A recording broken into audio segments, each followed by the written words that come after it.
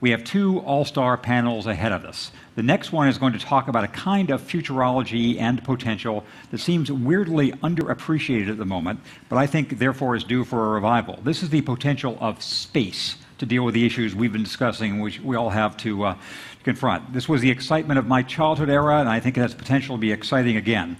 We have three wonderful panelists. One of them is Elon Musk, who's known in this business as the co-founder of PayPal. He also has been a leader in electric vehicles with Tesla, and for our purposes, he is a serious entrepreneur in space travel. His SpaceX company has won the competition to design and build the successor to the space shuttle when it retires. The other is Peter Diamandis, who's been for 20 years a leader and pioneer in the business of personal spaceflight. He arranged, among others, the recent trip of Charles Simonyi to the space station. He's the chairman of the X Prize Foundation, which offers cash prizes for breakthrough innovation. The moderator is the universally known and admired John Doerr of Kleiner Perkins. So please join me in welcoming our three panelists.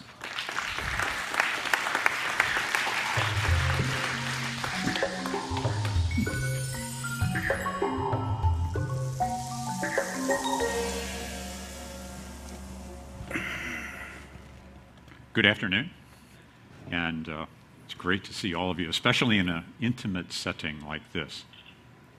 It's going to be fun. We're talking with two amazing entrepreneurs, two rocket scientists, two visionaries, and a struggling venture capitalist who's always looking for great entrepreneurs like I'm seated next to today.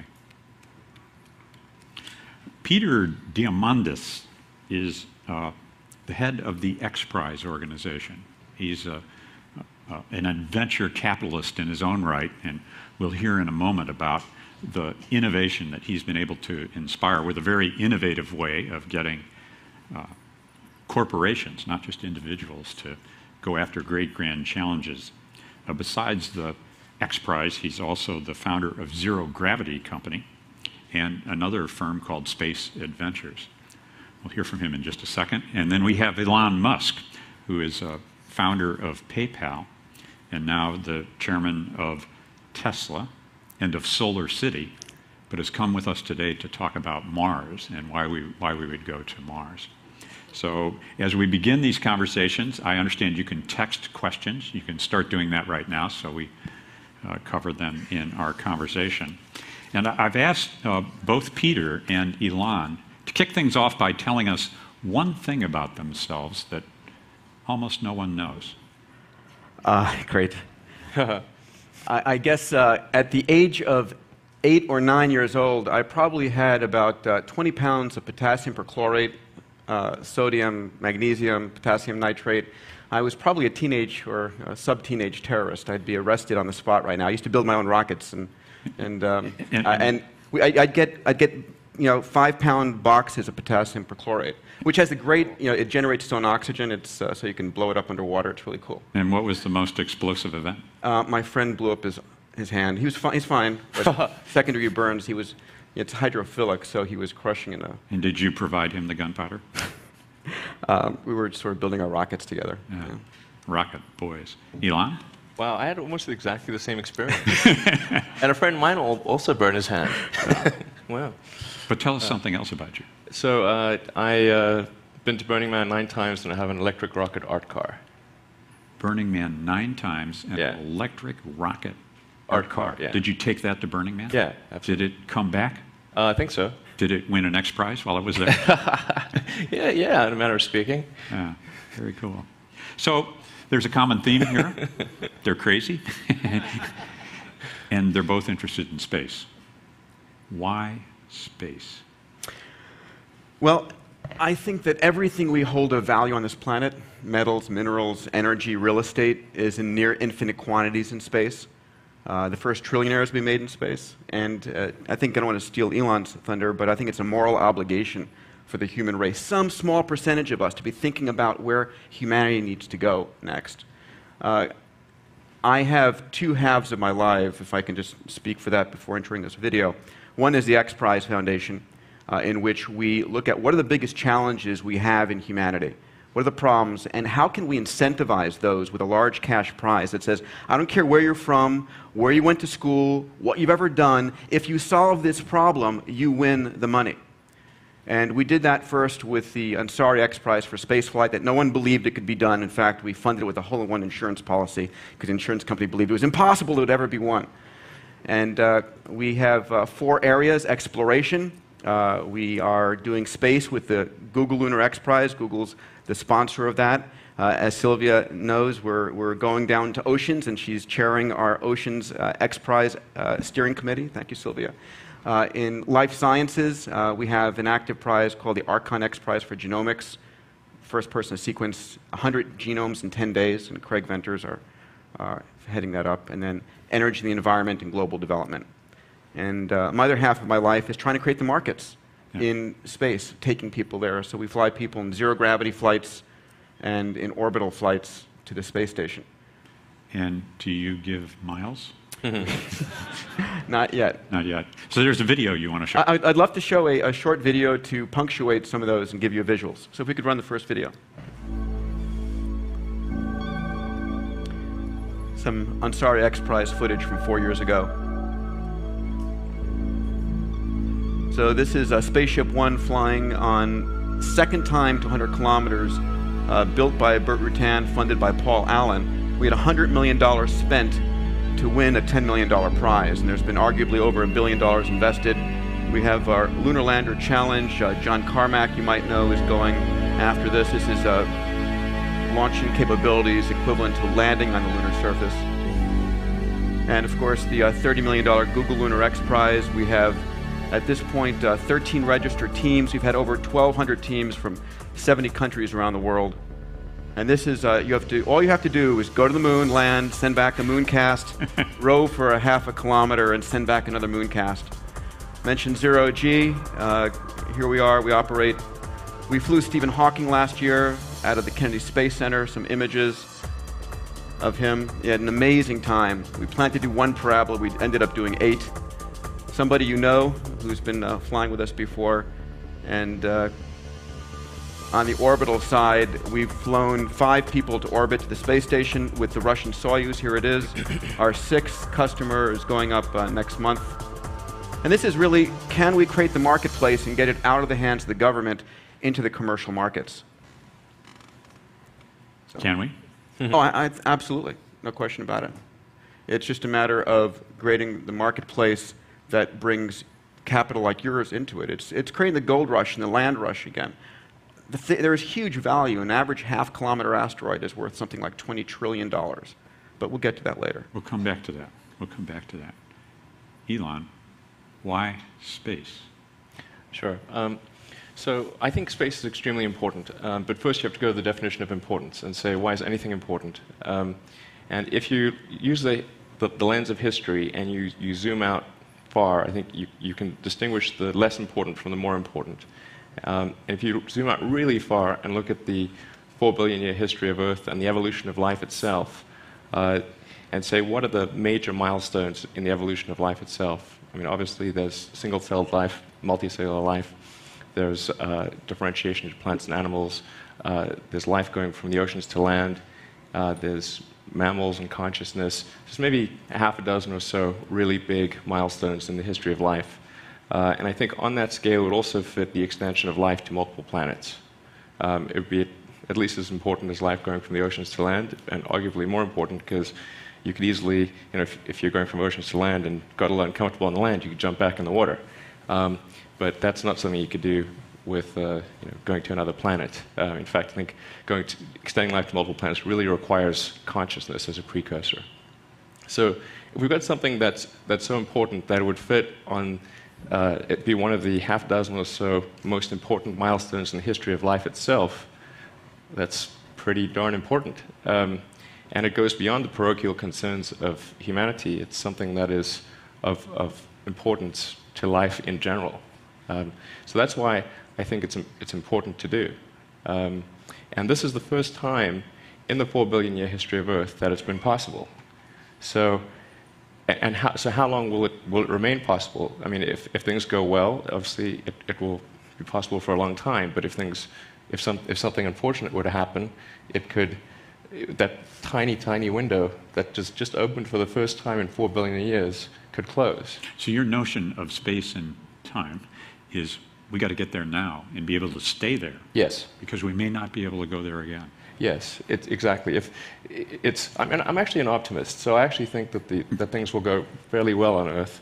And this is not to suggest complacency, because there are very important issues, the climate being probably number one in terms of earthly issues. Yeah.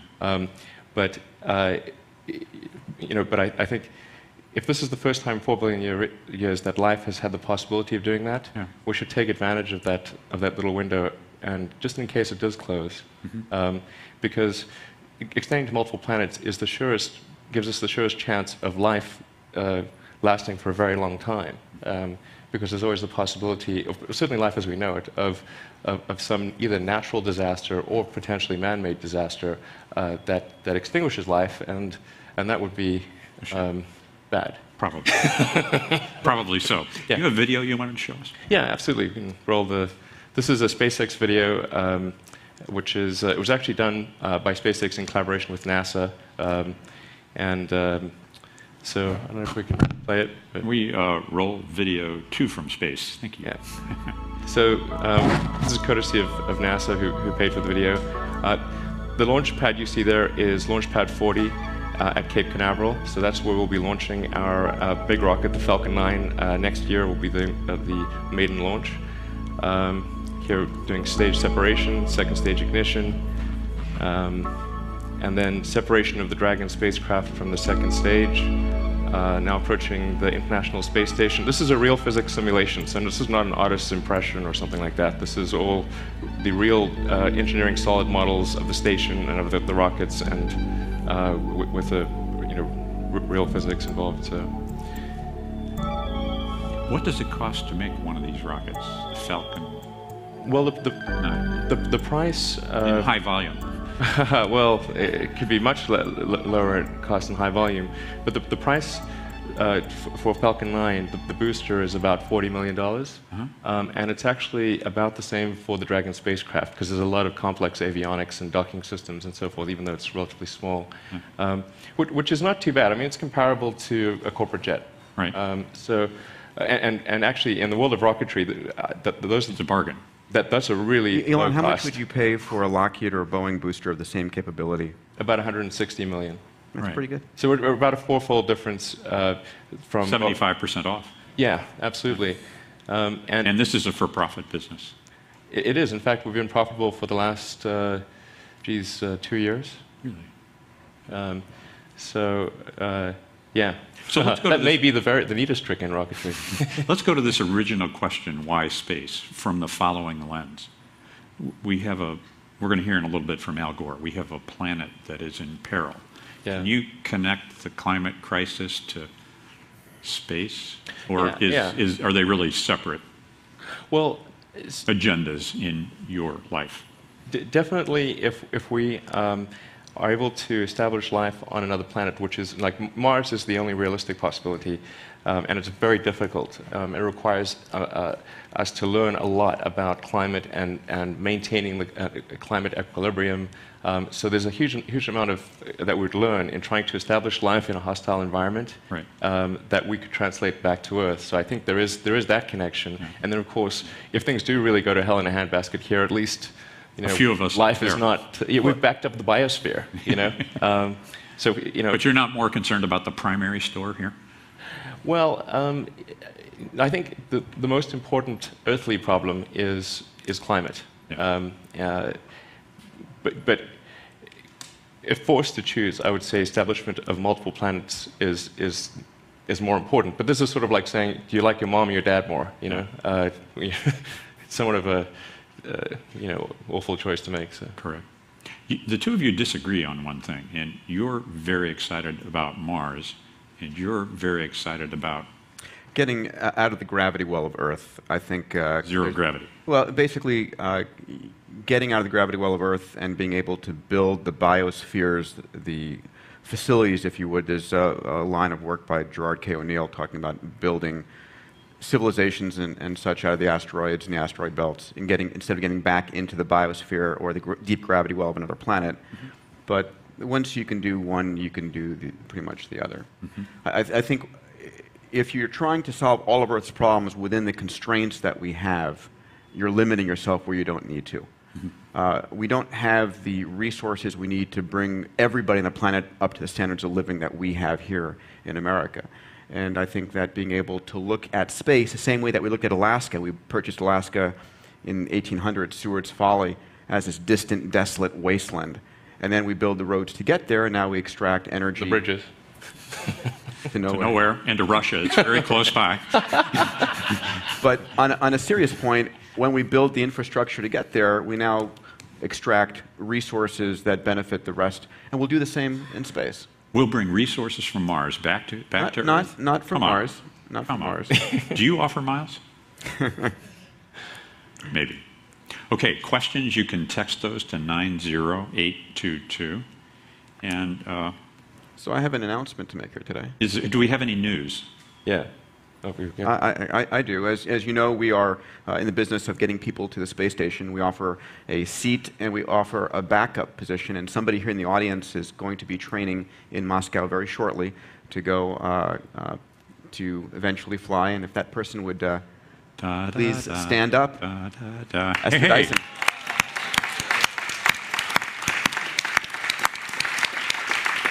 So we are looking forward to offering Esther frequent flyer miles as she goes to Moscow to train. Esther, what were you thinking when you decided to buy that? Can we have a microphone here, please? Thank you very much. Oh, right there. Excellent. Well, when I was growing up, I fully expected to go to the moon, but I didn't think I'd need to do anything in particular to do it. And then I got distracted by some other interesting things. And now I have the chance to not get to go up. But you know the old joke about God, please let me win the lottery. And God says, so did you buy a ticket? And I'm buying a lottery ticket. It's only a backup because I can't afford the 40 million, Peter. Maybe it will go down with volume. But you should remember that Anusha Ansari was the backup for Japanese, and he got ill, and she went to orbit. I'm remembering. One out of 5 chance. It's pretty good. Is the backup deposit applicable to a full flight? The backup deposit, that vehicle. It should be. The vehicle is going with or without, and we'll cut Esther a good deal. All right. It depends on the timing.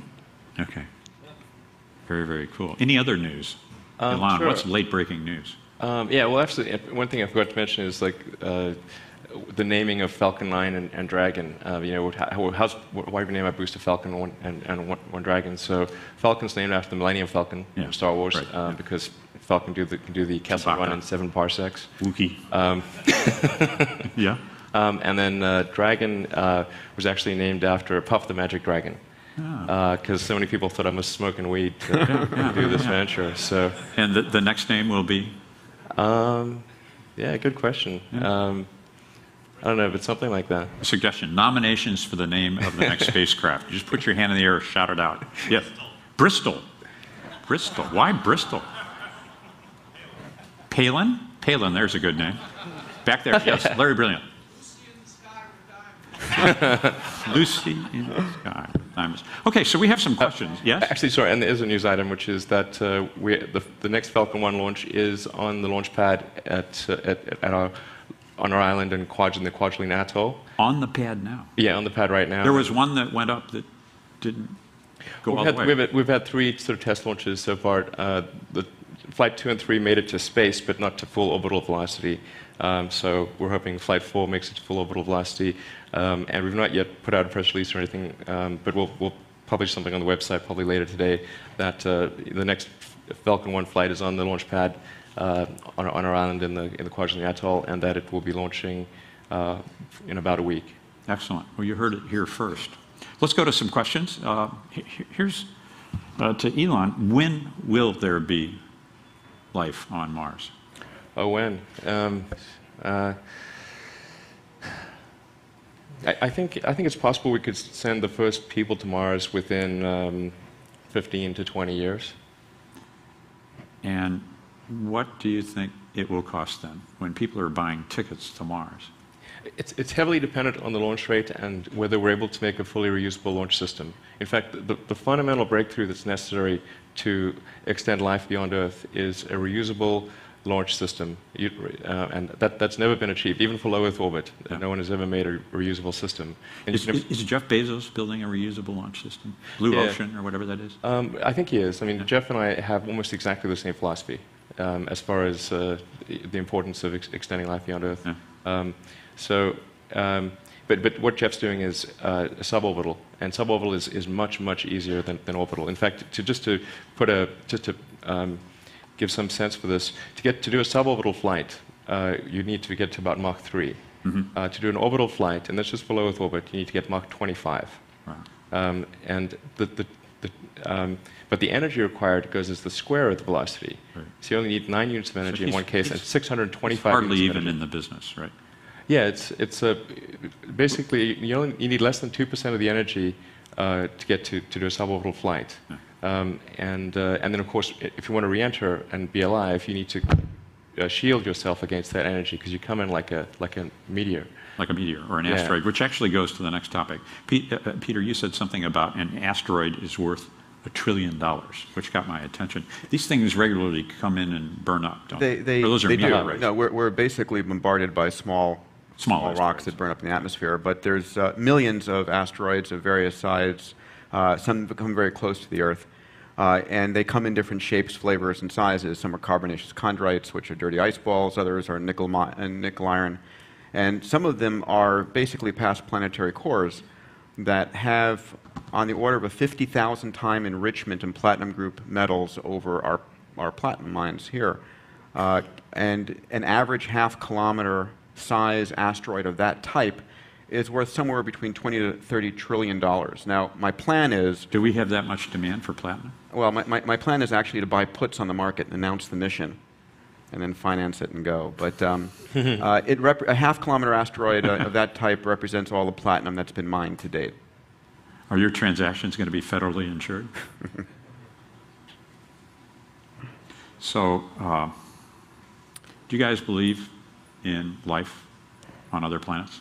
Do you mean, do I believe that there is life? Yeah. I think there's a high probability of some kind of primitive life form somewhere on other planets, but it's most likely bacterial.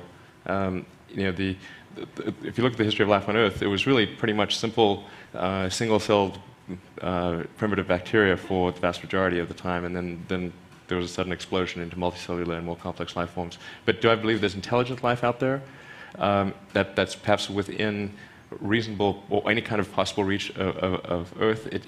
No, I meant anywhere. Okay, anywhere in the entire universe? That's right. You know, it's probably more likely than not, but that's a complete guess. Complete guess. Sorry? Complete guess.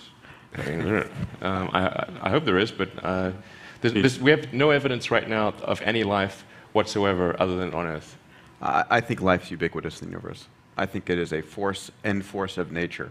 If you look at the elements required to form life, like human life, we had that 2 billion years into the evolution of our stars. Our planets started basically 10 billion years ago. It's 5 billion years. We have intelligent life 4.5 billion years into our process. So life could have had an 8 billion year head start in other parts of the universe. So I think it's ubiquitous. I think that's a long conversation. But where are they? We don't talk Among to little us. bacteria in the... Let me come back to imperiled planet Earth. What can we learn from what you're doing that's directly applicable to the climate crisis? Right now, in the space stuff, Yeah. well, definitely space has been very helpful in assessing the state of the climate on Earth. I mean, the satellites up there that measure the oceans and atmosphere have been critical to our understanding of the changes that are taking place on Earth. So, I mean, at SpaceX, we will be launching some of those satellites in the future. So I think that's perhaps in near term directly applicable stuff. Well, the conversation we just had with Vice President Gore in the green room, talking about the fact that being able to visualize Earth and do the energy balance, you can't fix what you can't measure. And so one of the very first things is to get his satellite, Triana, or some other commercial satellites up there ASAP So we have the data set to understand. Or as Andy Grove said, and Intel behaved, if you don't measure it, it doesn't matter. And it's true. Yeah. Absolutely. Let's close with the following. How about a 20-second update on Tesla? Wow, okay.